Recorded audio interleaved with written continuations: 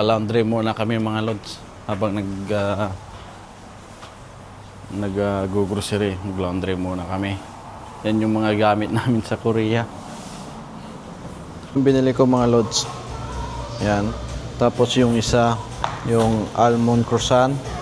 Yan yung sarapan. So, tikman natin dito mga lods. So, yan na mga lods. Tikman natin.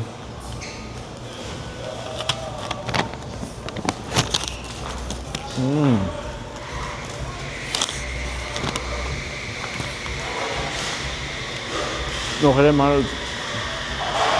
Masarap. Pangalawa mga lods ay yung croissant almond or almond croissant. Tikman natin.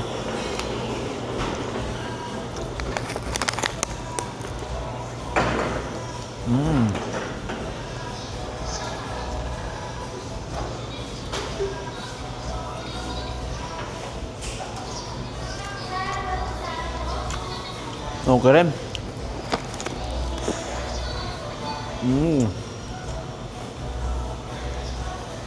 So, yan. Inom muna tayo mga lods.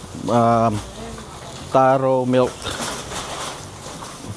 Yung in-order ng girlfriend ko.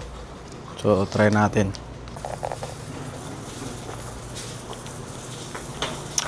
Taro nga. Patiin mo.